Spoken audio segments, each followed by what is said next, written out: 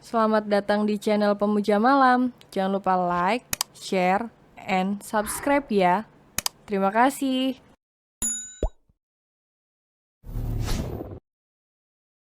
Chapter 30. Tidak ada cinta yang jahat. Benar, hidup ala kadar sangat membuat Lano sedikit tidak nyaman. Dia sudah mencoba, bahkan sesekali Lano sudah bersusah payah dengan berbesar hati menuruti keinginan sang istri. Tapi tetap saja hatinya sedikit berat jika mereka harus menjalani hidup seperti ini berlama-lama. Memberanikan diri, Lano akhirnya mencoba untuk jujur. Jujur akan isi hatinya selama 1 bulan menjalani hidup ala rakyat biasa. Ara, apa aku boleh bertanya? Ya, silahkan, membersihkan darah di jari Lano dengan kapas. Ara menutup tempat berbentuk kotak berbahan plastik yang berisikan bermacam jenis obat-obatan. Meletaknya ke tempat semula, lalu ia menuangkan segelas penuh air putih ke dalam gelas yang baru. Ara tak menjawab sepatah kata pun atas pertanyaan Lano beberapa detik lalu, berjalan melewati suaminya yang masih penasaran dengan jawabannya. Sikap acuh Ara membuat Lano tak mampu menahan amarahnya.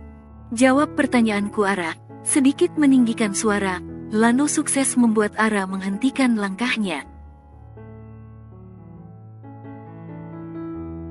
Ara yang semula ingin membawa gelas berisi air putih di tangan ke kamar, mengurungkan niatnya kembali. Menoleh sembari menatap Lano sinis. Cahaya bulan malam itu terasa sangat lama berganti dengan cahaya matahari. Apa aku harus menjawab? Bukankah sudah berulang kali kita membahas ini? Bukankah ini syarat waktu kita mau? Ara menghela napas. Rasa kantuknya hilang seketika. Lano kembali membahas masalah yang sepele menurutnya. Hanya karena perihal segelas air Lano harus mengeluh. Tapi Ara tidak berpikir bahwa masalah sepele baginya belum tentu sepele juga bagi pasangannya. Apa yang kita rasakan belum tentu dirasakan juga oleh pasangan hidup kita. Aku mohon pikirkan sekali lagi, Ara, jujur, aku benar tidak bisa selamanya begini. Lano mengusap kasar wajahnya. Munafik ingin hidup susah sepanjang hidupnya jika ia jauh dari kata tidak mampu hidup dengan kemewahan. Pergilah kemanapun kakak ingin tinggal, aku tidak akan keberatan. Ara berjalan kembali ke dalam kamar. Tidak ingin ribut malam. Meletakkan segelas air ke atas nakas. Ara mematikan lampu kamar kembali. Berbaring lalu menutupi tubuhnya dengan selimut. Lano mengikuti langkah sang istri yang tampaknya kesal. Apa kamu ingin aku pergi? Lano menyibak selimut Ara. Entah kenapa malam ini Lano benar tak bisa mengontrol emosinya. Pergilah. Tuan muda kaya raya sepertimu memang tidak seharusnya tinggal dan hidup di sini. Ini bukan masalah pantas atau tidak Ara, ini soal kebiasaan. Aku sudah mencoba memenuhi semua keinginanmu. Coba sekali saja kamu turuti permintaanku. Ara mengubah posisinya menjadi duduk. 2 bulan lebih berapa hari mereka menjalani rumah tangga, nampaknya keduanya belum juga bisa saling memahami. Apa mau kakak? Kita hidup sesuai kemampuan. Baiklah, kakak hidup saja sesuai kemampuan kakak dan aku hidup sesuai kemampuanku. Kita suami istri, Ara. Mana bisa hidup masing-masing, jangan seperti anak kecil. Kenapa juga kakak mau menikah dengan anak kecil? Kenapa kita tidak saling memahami, Ara? Aku selalu memahamimu, tapi kenapa kamu sama sekali tidak memahami suamimu? Apa salahnya sekali kali kamu menuruti kemauanku? Tidurlah, sudah malam, besok kita bahas masalah ini lagi. Lano dan Ara tidur dengan saling memunggungi. Matahari yang menggantikan tugas bulan tadi malam telah tampak menyinari sisa kegaduhan semalam. Ara tampak membereskan pecahan gelas setelah membuat sarapan simpel untuk Lano. Namun suara mobil di depan rumah membuat Ara teralihkan dari kegiatannya. Aku pergi dulu. Lano melangkah keluar dari kamar dengan pakaian kerja yang sudah rapi. Sudah cukup ia mengikuti gaya Ara. Hari ini ia tidak ingin ke kantor dengan motor matic sang istri lagi. Lano masuk ke dalam mobil BMW warna hitam setelah seorang pria paruh baya membukakan pintu mobil untuknya. Tak peduli lagi akan kemarahan Ara yang mungkin akan berlanjut sampai mana. Dia sudah merindukan hidup serba ada yang sudah sejak kecil ia jalani. Ara menatap kepergian Lano dari dalam rumah.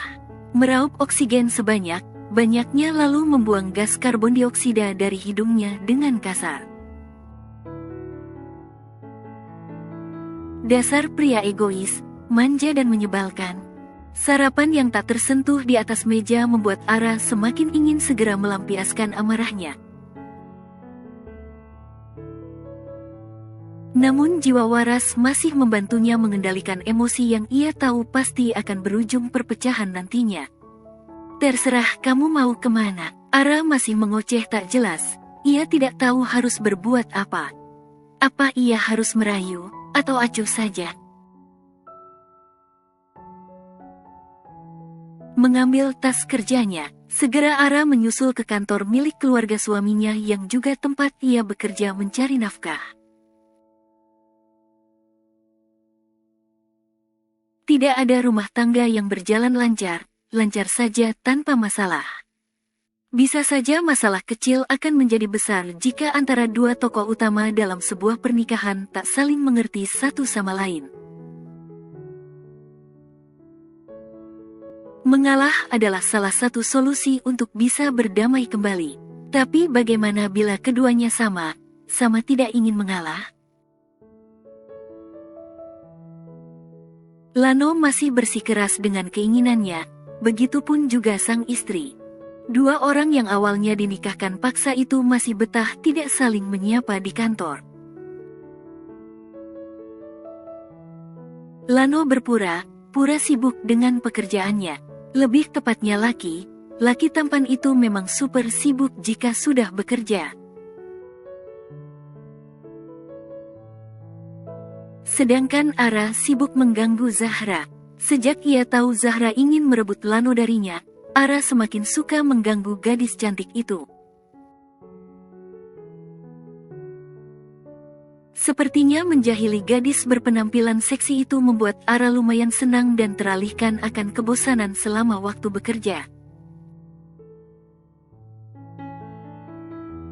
Zahra, belikan saya permen rasa mint. Saya sedang bekerja Nona, kenapa Anda tidak menyuruh Op saja?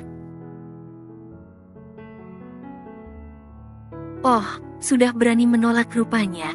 Apa mau aku laporkan pada Nyonya Bos? Lagi ancaman itu berhasil membuat Zahra tak berkutik. Entah kenapa Zahra menjadi takut akan ancaman Ara yang lebih dikenal dengan nama Jody di kantor. Ya, baiklah. Hanya untuk sebuah permen Anda menghentikan pekerjaan saya. Anda sangat tega sekali, Nona. Zahra merengek lebih dulu sebelum menuruti titah Arabella. Jangan manja, ini risiko karena sudah membuat saya tahu rencana jahatmu. Sekali lagi jangan bilang saya jahat, Nona. Tidak ada cinta yang jahat. Lagi pula bukannya Nona juga menyukai Bos?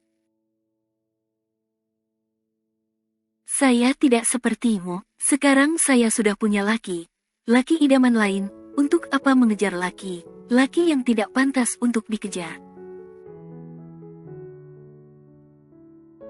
Tidak pantas, Nona meremahkan bos.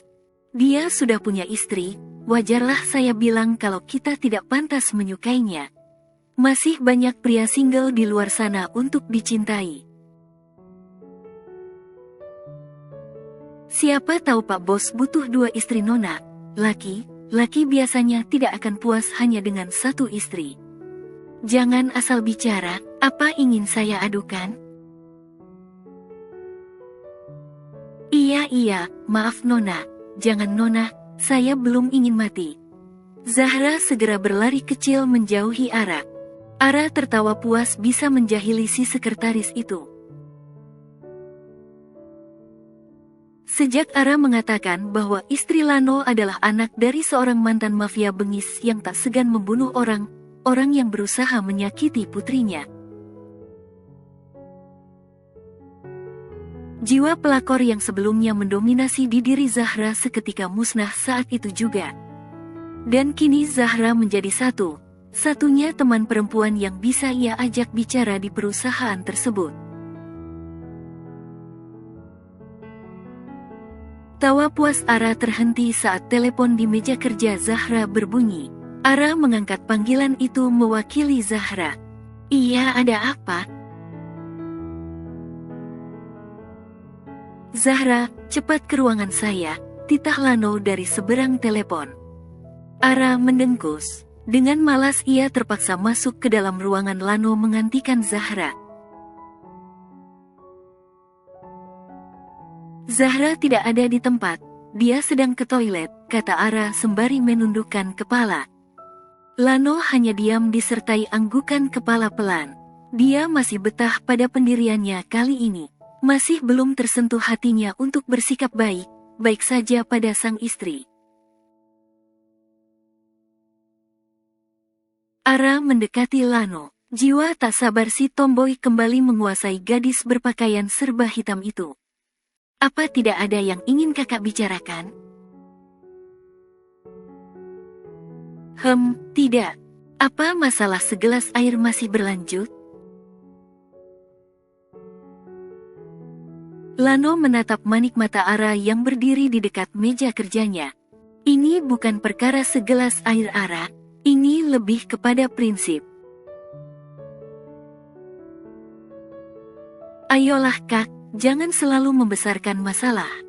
Aku tidak membesarkan masalah, Ara. Kalau tidak, kenapa harus marah? Kenapa kamu masih tidak mengerti? Kakak terlalu sulit dimengerti. Kamu juga sama saja, Ara. Terserah. Ara keluar dari ruangan yang penuh sesak itu. Membuka pintu dengan kasar hingga membuat Zahra menelan ludah melihat ekspresi Ara yang baru saja keluar dari balik pintu ruangan sang bos. Kamu sudah kembali, masuklah. Bos mencarimu, Ara berucap dengan nada tegas. Kenapa ekspresi Anda menegangkan Nona? Takut Zahra membuka pintu. Pak Bos sedang datang bulan, ketus Ara. Zahra menelan ludah dengan kasar. Ia sangat tahu makna dari perkataan Ara barusan. Bukan datang bulan Nona, Nyonya Bos yang sedang datang bulan, jadi Pak Lano tidak dapat jatah. Makanya Pak Lano marah. Apa urusannya tidak dapat jatah marah? Memang jatah apa? Zahra mendecik. Anda terlalu polos Nona. Zahra menggeleng lalu menghilang di balik pintu. Dasar perempuan sok tahu, mereka berdua memang cocok sekali. Ara naik ke atap gedung perkantoran. Duduk sembari menimang apa yang akan ia lakukan selanjutnya. Di sini terasa sangat nyaman. Taman kecil yang sengaja dibuat di sana membuat Ara sedikit merasa lebih segar. Apa Anda bosan lagi, Nona? Suara seorang pria mengalihkan perhatian Ara. Kau di sini lagi? Menoleh ke arah sumber suara. Ara tersenyum tipis. Ini ketiga kalinya ia bertemu pria itu di atap gedung. Ara tidak ingin mencari tahu siapa pria itu. Ya, sama sepertimu, aku juga sedang bosan, kata pria bertubuh tinggi dengan setelan jas kerja warna biru tua. Pria itu mendekati Ara yang langsung berdiri karena kedatangannya. Sepertinya kita ditakdirkan bertemu, Ara berujar datar. Tak dipungkiri, wajah pria ini bisa dikatakan sangat tampan. Anda benar Nona, bukankah Anda pernah mengatakan bahwa kita bisa berkenalan jika bertemu lagi untuk ketiga kalinya? Pria itu mengingatkan Ara kembali. Pertemuan pertama dan kedua mereka waktu itu, Ara menolak untuk berkenalan. Terlintas akan ucapannya waktu itu. Ara kembali mengingat janjinya. Baiklah, kau menang, Tuan, ucap Ara sembari tersenyum tipis. Tidak ada salahnya, kan berkenalan? Hei, ayolah, jangan panggil aku, Tuan. Namaku Malik, aku hanya pria biasa. Pria tampan itu merendah. Ara menatap pria bernama Malik itu dari bawah hingga atas. Tidak ada yang biasa dari penampilan pria itu. Sepatu mengkilap, setelan jas yang sepertinya sama mahalnya dengan milik Lano, hidung mancung dengan bulu halus yang tumbuh di rahang kokohnya. Membuat Ara bisa menyimpulkan bahwa dia bukan pria dari kalangan biasa dan keturunan Indonesia. Aku Jody, aku salah satu pegawai kantor ini. Ara akhirnya mengenalkan namanya. Malik Abraham, aku juga salah satu pegawai di kantor ini. Senyum Malik mengalihkan perhatian Ara seperkian detik. Ara yang semula berfokus pada masalah rumah tangganya kini kehilangan fokus.